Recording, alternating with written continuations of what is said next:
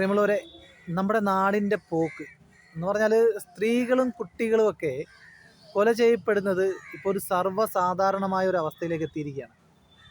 കോട്ടയം സ്വദേശി സുധാ ബേബി എന്ന് പറയുന്ന ഒരു സ്ത്രീയെ വെളുപ്പിന് വൈറ്റില റെയിൽവേ ട്രാക്കിൽ അവരുടെ മൃതദേഹം കണ്ടത്, ആ ന്യൂസാണ് നമ്മളിപ്പോൾ കണ്ടുകൊണ്ടിരിക്കുന്നത്. ഇന്ന് മുഴുക്കയും ആ ന്യൂസ് തന്നെ വന്നുകൊണ്ടിരിക്കുന്നത്. അതിനകത്ത് പ്രതിയായ പൊന്നുരുത്തി സ്വദേശി ഷാജി എന്ന് പറയുന്ന ആളെ പോലീസ് കസ്റ്റഡിയിൽ എടുത്തിട്ടുണ്ട്. അപ്പം എനിക്ക് പറയാനുള്ളതെന്ന് പറഞ്ഞാൽ, ഈ കുറച്ച് കാലത്തെ ന്യൂസ് മാത്രം എടുത്ത് നോക്കിക്കഴിഞ്ഞാൽ അതിന് എന്തുമാത്രം കുട്ടികൾ, ഈ ടീനേജേഴ്സായിട്ടുള്ള കുട്ടികൾ, പെൺകുട്ടികൾ, സ്ത്രീകൾ ഒക്കെ കൊല ചെയ്യപ്പെട്ടിട്ടുണ്ടെന്ന് നമുക്ക് നോക്കിയാൽ മനസ്സിലാവും. ഇതെന്തുകൊണ്ടാണ് ഇത്തരം ക്രൈമുകൾ വളരെ ലാഘവത്തോടെ ആളുകളെ കൊല്ലുന്ന ഒരവസ്ഥ?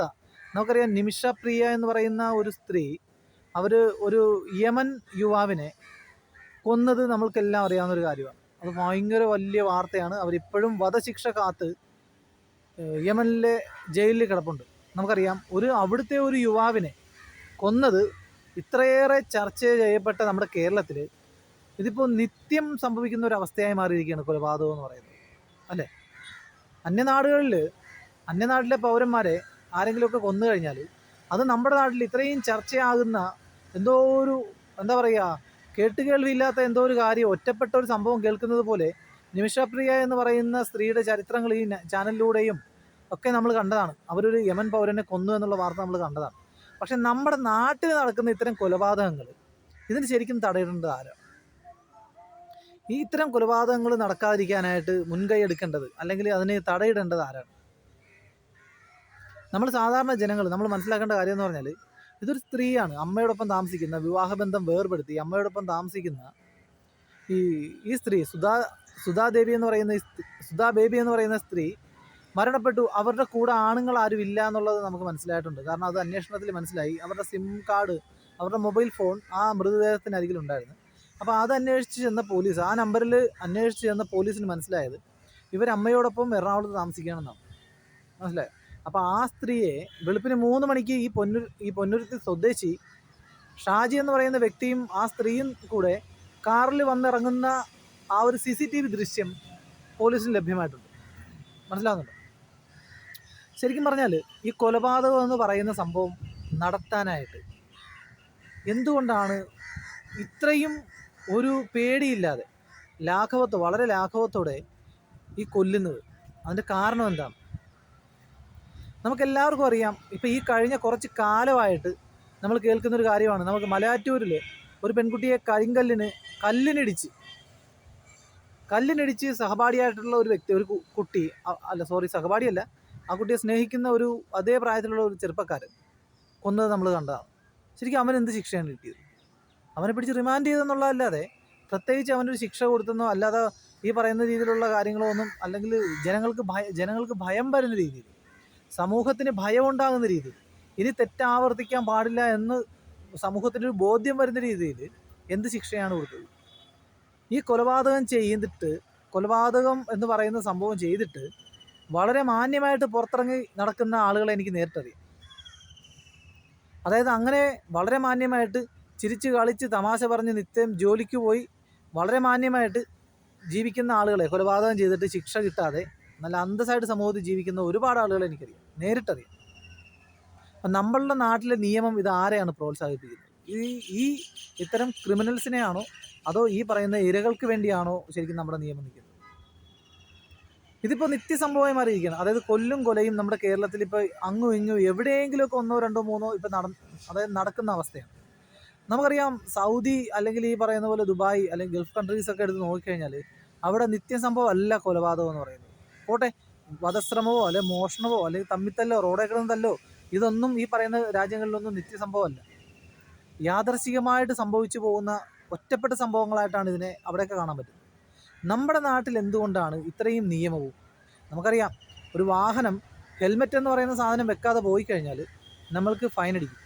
ഇപ്പോഴും പുതിയ നിയമങ്ങൾ കൊണ്ടുവന്നുകൊണ്ടിരിക്കുകയാണ്. എന്താണ്? റോഡിൽ കൂടെ ആരെങ്കിലും വാഹനവുമായിട്ട് പോയാൽ അവർ നിയമം ലംഘിച്ചെങ്കിൽ തൊട്ടടുത്ത് നിൽക്കുന്ന ജനങ്ങളിലുള്ള ആർക്കെങ്കിലും അത് കണ്ടിട്ട് ഒരു ഫോട്ടോ എടുത്ത് ഇവർക്ക് അയച്ചു കൊടുത്തെങ്കിൽ ആ വ്യക്തിക്ക് ഫൈൻ കിട്ടും. എന്ന് പറഞ്ഞാൽ മുൻപ് പോലീസുകാരാണ് ചെയ്തുകൊണ്ടിരുന്നത്, ഇന്ന് ജനങ്ങൾക്ക് ആർക്ക് വേണമെങ്കിലും അത് ചെയ്യാം. ഒരു പൗരൻ്റെ കടമയെന്ന നിലയിൽ ആരെങ്കിലും നിയമം ലംഘിച്ചാൽ ആ വ്യക്തി ആരാണോ നിയമം ലംഘിക്കുന്ന ആ വ്യക്തിയുടെ ഒരു ഫോട്ടോ എടുത്ത് അത് ഈ പറയുന്ന കുറച്ച് നമ്പറുണ്ട്, പോലീസിൻ്റെ നമ്പറിലേക്ക് സെൻഡ് ചെയ്ത് കൊടുത്തു കഴിഞ്ഞാൽ ആ വ്യക്തിയുടെ ബൈക്ക് നമ്പറും കാര്യങ്ങളും അല്ലെങ്കിൽ വാഹനം ഏതാണോ അതിൻ്റെ നമ്പർ വെച്ച് അതിലേക്ക് അതിൻ്റെ ഫൈൻ വരുന്നതാണ്, ഭീമമായ തുക. അപ്പോൾ ഇത്തരം കാര്യങ്ങളിൽ ഗവൺമെൻറ്റിന് ഫണ്ട് കിട്ടുന്ന കാര്യങ്ങളിൽ സ്ട്രിക്റ്റായ നിയമം നടപ്പാക്കാൻ സാധിക്കും. നിരപരാധികൾ, കൊച്ചുകുട്ടികൾ, ഒന്നും അറിയാത്ത പാവങ്ങൾ ഒക്കെ ഈ പറയുന്ന രീതിയിൽ മരണപ്പെടുമ്പോൾ, കൊല ചെയ്യപ്പെടുമ്പോൾ അതിനെതിരെ ശക്തമായൊരു നിയമം കൊണ്ടുവരാനായിട്ട് നമ്മുടെ ഗവൺമെൻറ്റിനെ കൊണ്ട് സാധിക്കുന്നില്ല. അല്ലെങ്കിൽ ആ നിയമം നടപ്പാക്കാനായിട്ട്, നിയമം ഉണ്ടെങ്കിൽ പോലും അത് നടപ്പാക്കാനായിട്ട് നമ്മളുടെ ഭരണകർത്താക്കൾക്ക് സാധിക്കുന്നില്ല. ഇത് പെൺകുട്ടികൾ, കൊച്ചുകുട്ടികൾ അല്ലെങ്കിൽ നിരപരാധികൾ, എത്രയോ ആളുകൾ ഇപ്പോൾ മരണപ്പെട്ട് കഴിഞ്ഞു. ഇതിപ്പോൾ ഈ വ്യക്തി എന്തിനാണ് ഈ സ്ത്രീയെ, ഈ പൊന്നുരുത്തി സ്വദേശി ഷാജി എന്തിനു കൊന്നു എന്നുള്ളത് ന്യൂസിൽ വന്നിട്ടില്ല. കാരണം അയാളെ ചോദ്യം ചെയ്തുകൊണ്ടിരിക്കുകയാണ്. ഇനിയിപ്പോൾ കാരണം എന്ത് തന്നെയായെന്ന് പറഞ്ഞാലും അയാൾക്ക് അത് കൊല്ലാൻ മാത്രം എന്ത് പകയുണ്ടെന്ന് പറഞ്ഞാലും നിയമത്തെ പേടിയില്ലാത്തത് കൊണ്ടാണ് നിസ്സാരമായിട്ട് കൊന്നത്. നമുക്കെല്ലാവർക്കും അറിയാവുന്ന ഒരു കാര്യമാണ് ഇലന്തൂർ കേസ്. ഇലന്തൂരിൽ 2 സ്ത്രീകളെ ഇതുപോലെ തന്നെ എറണാകുളത്ത് നിന്ന് കൊണ്ടുപോയ 2 സ്ത്രീകളെ അതിദാരുണമായി മാരകമായി മുറിവേൽപ്പിച്ചുകൊണ്ട് കൊന്ന ഒരു വാർത്ത നമ്മളെല്ലാവരും കേട്ടതാണ്. ഇപ്പോൾ 2-3 വർഷമായി. അപ്പോൾ ഇതൊക്കെ നരബലിയായിരുന്നത്. അപ്പോൾ ഇതൊക്കെ നടക്കുന്നതിന് കാരണം എന്താണെന്നറിയോ? നമ്മുടെ നാട്ടിൽ നിയമമുണ്ട്, പക്ഷേ അത് നടപ്പാക്കാനുള്ളൊരു സാധ്യത, മനസ്സിലായോ? നിയമം നടപ്പാക്കുക എന്നുള്ള ഒരു അവസ്ഥയുണ്ടല്ലോ, അതില്ല, പേടിയില്ല. ജനങ്ങളാരും ഈ ക്രൈം ചെയ്യുന്നവരെ ആരെയെങ്കിലും ശിക്ഷിക്കുന്നത് ജനങ്ങൾ കണ്ടിട്ടില്ല. എൻ്റെ അഭിപ്രായത്തിൽ സമൂഹത്തിൽ പബ്ലിക്കായിട്ട് ഇതിനുള്ള ശിക്ഷ കൊടുക്കണമെന്നുള്ളതാണ്. പത്രത്തിലൂടെ ഒരു വാർത്ത വന്നാൽ, ഒരു കൊലപാതകയ്ക്ക് ഒരു ശിക്ഷ കിട്ടിയെന്നുള്ളൊരു വാർത്ത വന്നാൽ അത് എത്ര പേര് കാണും? എത്ര പേര് ആ വാർത്ത എത്ര പേര് വായിക്കും? ആ വായിച്ചവർക്ക് ചിലപ്പോൾ അതിനെക്കുറിച്ച് ബോധ്യം ഉണ്ടാവും.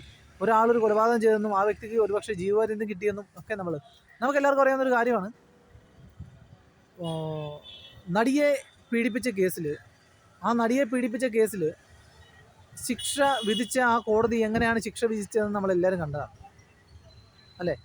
2 മണിക്കൂർ 2.5 മണിക്കൂറോളം ഒരു സ്ത്രീയെ വളരെ മോശമായിട്ട് കാറിലിരുത്തി പീഡിപ്പിച്ച് ബലാത്സംഗം ചെയ്ത് നഗ്ന ചിത്രം അവർ ഷൂട്ട് ചെയ്തിട്ട് പോലും അതിന് വ്യക്തമായ എവിഡൻസ് ഉണ്ടായിട്ടും ആ പ്രതികൾക്ക് കൊടുത്ത ശിക്ഷ നമ്മളെല്ലാവരും കണ്ടതാണ്. 10 വർഷം തികയത്തില്ല അവർ വെളിയിലിറങ്ങുമെന്ന് നമുക്ക് എല്ലാവർക്കും അറിയാം അല്ലേ? ഇതാണ് നമ്മുടെ നാട്ടിലെ നിയമം.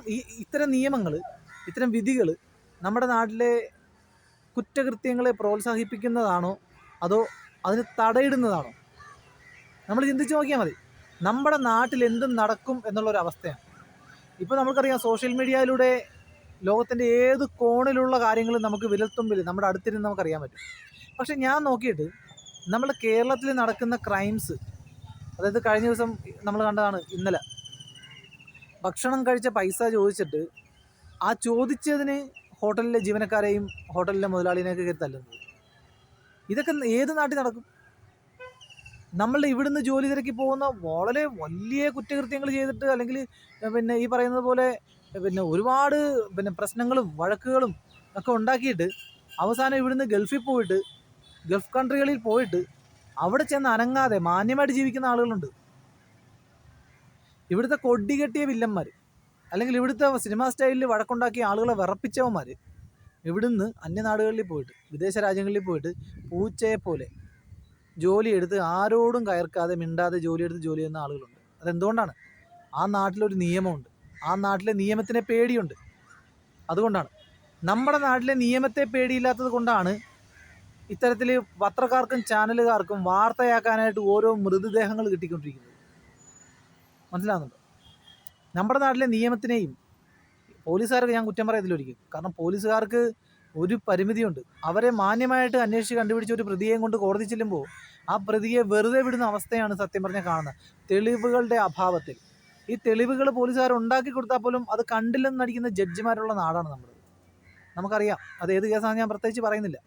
വ്യക്തമായ തെളിവുകൾ ഉണ്ടാക്കി പോലീസുകാർ കഷ്ടപ്പെട്ട് തെളിവുകൾ ഉണ്ടാക്കി, മനസ്സിലായോ? തെളിവുകൾ ഉണ്ടാക്കിയെന്ന് പറഞ്ഞാൽ അവർ കയ്യിൽ നിന്നിട്ടുണ്ടാക്കിയതല്ല, കൃത്യമായ എവിഡൻസുകൾ, കേസ് അന്വേഷണത്തിലൂടെ അവർക്ക് ലഭിച്ച എവിഡൻസ് കോടതിയിലെത്തുമ്പോൾ അത് പരിഗണിക്കപ്പെടാത്ത അവസ്ഥയിലേക്ക് എത്തിയിട്ട് അതുങ്ങൾ നാണം കെട്ട് ലാസ്റ്റ് കോടതിയിൽ നിന്ന് ഇറങ്ങിപ്പോയി ശിക്ഷ കഷ്ടപ്പെട്ട് അവർ പിടിച്ച പ്രതികളെ വെറുതെ വിടുന്ന അവസ്ഥ അവർ തന്നെ കാണേണ്ട അവസ്ഥയാണ്. അതിനകത്ത് പോലീസുകാരെ കുറ്റം പറയാൻ പറ്റത്തില്ല. ഇതിനകത്ത് ശരിക്കും പറഞ്ഞാൽ കോടതിയുടെ ഭാഗത്താണ് ന്യായം, കോടതിയുടെ ഭാഗത്താണ് ഇതിനകത്ത് വീഴ്ച വരുന്നത്. കാരണം എന്ന് പറഞ്ഞാൽ ഒരു പ്രതിയെ കിട്ടിയാൽ ആ പ്രതി തെറ്റുകാരനാണെന്ന് അറിഞ്ഞാൽ ആ വ്യക്തിക്ക് കൊടുക്കാവുന്നതിൻ്റെ മാക്സിമം ശിക്ഷ അതും പബ്ലിക്കിൽ കൊടുക്കാൻ തയ്യാറായാൽ ഇത്തരം പ്രശ്നങ്ങൾ വരില്ല. അപ്പോൾ ഉറപ്പായിട്ടും മറ്റുള്ള സമൂഹത്തിലുള്ള എല്ലാ ക്രിമിനലുകളും കുറ്റവാളികൾക്കും ഒരു പേടിയുണ്ടാവും. എൻ്റെയും നാളത്തെ ഞാൻ തെറ്റ് ചെയ്താൽ എൻ്റെയും നാളത്തെ അവസ്ഥ ഇതായിരിക്കും എന്നുള്ള ബോധ്യം അവനുണ്ടാവും. പക്ഷേ ഇവിടെ സംഭവിക്കുന്നതെന്ന് പറഞ്ഞാൽ സമൂഹത്തെ ബോധ്യപ്പെടുത്താനായിട്ട് ശിക്ഷ വിധിക്കാൻ എന്നെക്കൊണ്ട് പറ്റില്ല എന്ന് പറയുന്ന ജഡ്ജിമാരുള്ള നാടാണ് നമ്മൾ. സമൂഹത്തെ ബോധ്യപ്പെടുത്താനല്ല ശിക്ഷ വിധിക്കുന്നത് എന്ന് പറയുന്ന ജഡ്ജിമാരുള്ള നാട്ടിൽ ഇതല്ല, ഇതിനപ്പുറവും നടക്കും. അതുകൊണ്ട് ദയവ് ചെയ്ത് എനിക്ക് പറയാനുള്ളത്, സ്ത്രീകളെ, കുട്ടികളെ, നിങ്ങൾ നിങ്ങളുടെ സുരക്ഷ നിങ്ങൾ തന്നെ നോക്കുക. കാരണം നിയമത്തെ ഭയന്ന് ഒരു കാപാലികനും നിങ്ങളെ ഉപദ്രവിക്കാതിരിക്കില്ല. അതുകൊണ്ട് നിങ്ങളുടെ സുരക്ഷ നിങ്ങൾ തന്നെ നോക്കുക. ആ സമയത്ത് നിങ്ങളുടെ മുതിർന്നവരെയും നിങ്ങളുടെ ഉറ്റവരെയും ഉടയവരെയും വിട്ട് നിങ്ങൾ പുറത്തേക്ക് പോകാതിരിക്കുക. നിങ്ങളുടെ ആരോഗ്യവും നിങ്ങളുടെ ജീവനും നിങ്ങളുടെ കൈകളിൽ തന്നെയാണ്. നിയമം ഉണ്ടെങ്കിലും അത് നോക്കൂത്തിയാണ്. ദയവ് ചെയ്ത് നിങ്ങൾ നിയമത്തെ വിശ്വസിച്ചോ അല്ലെങ്കിൽ നമ്മളുടെ നിയമപാലകരെ വിശ്വസിച്ചോ പുറത്തിറങ്ങി ആ സമയത്ത് നടക്കാതിരിക്കുക. നിങ്ങളുടെ കൂടെ ദുരന്തങ്ങളും അപകടങ്ങളും പതിയിരിപ്പുണ്ട്. അതുകൊണ്ട് ദയവ് ചെയ്ത് നിങ്ങൾ നിങ്ങളുടെ കൂടെയുള്ളവർ, മുതിർന്നവർ പറയുന്നത് കേട്ട് കഴിവതും രാത്രി പുറത്തിറങ്ങാതെ വീട്ടിലിരിക്കുക. കാരണം നമ്മളുടെ സ്ത്രീകൾക്കും കുട്ടികൾക്കും സ്വതന്ത്രമായിട്ട് രാത്രി കാലങ്ങളിൽ പുറത്തിറങ്ങി നടക്കണമെങ്കിൽ ഇനിയും 100 വർഷം നമ്മൾ പിന്നിടേണ്ടതുണ്ട്. അതാരുടെയും കുറ്റമല്ല, പൊതുജനങ്ങളുടെയോ ഈ പറയുന്ന എൻ്റെയോ പൗരനെന്ന നിലയിൽ എൻ്റെയോ കുറ്റമല്ല, അത് നമ്മുടെ നിയമ സംവിധാനത്തിൻ്റെ കുറ്റമാണ്. നിയമം കുറ്റവാളികളുടെ കൂടെയാണ്, ഒരിക്കലും സാധാരണക്കാരുടെ കൂടെയോ അല്ലെങ്കിൽ നിരപരാധികളുടെ കൂടെയോ അല്ലെങ്കിൽ ഈ പറയുന്ന പാവപ്പെട്ടവരുടെ കൂടെയോ അല്ല. നിയമം ഇത്തരം ക്രിമിനൽസിൻ്റെയും കുറ്റവാളികളുടെയും കൂടെയാണ്. അവരെ സംരക്ഷിക്കുന്നതാണ് നിയമത്തിൻ്റെ ഇപ്പോഴത്തെ ജോലി. അതുകൊണ്ട് തന്നെ ദയവ് ചെയ്ത് എല്ലാവരും അവരവരുടെ ജീവൻ അവരവരുടെ കയ്യിലാണ്, സ്വയം സംരക്ഷിക്കുക. ഓക്കെ.